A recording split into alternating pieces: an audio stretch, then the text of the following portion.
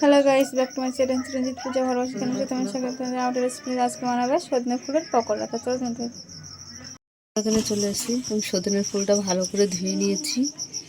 তো এখানে আমি নিয়ে নিলাম চালের গুঁড়ি, বেসন, কাঁচা লঙ্কা, পেঁয়াজ, দিয়ে দিলাম একটা ডিম ভেঙে,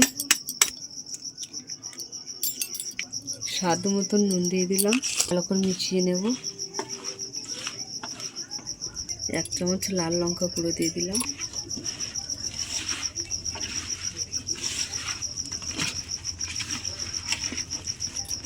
তো ভালো করে মিশিয়ে নেব, জল দেব না।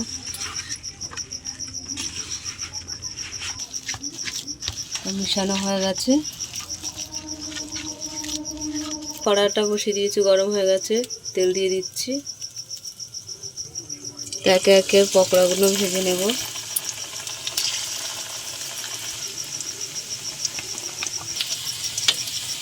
তো আমাদের পকোড়া ভাজা হয়ে গেছে, তুলে নিচ্ছি।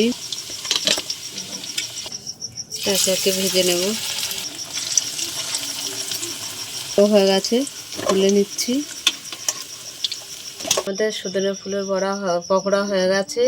তা তোমাদের কেমন লাগলো বলো। ভালো লাগলে লাইক করে দেবে, শেয়ার করে দেবে, কমেন্ট করে দেবে, ফেসবুকে ফলো করে দেবে, ইউটিউবে সাবস্ক্রাইব করে বন্ধু হয়ে পাশে থাকবে।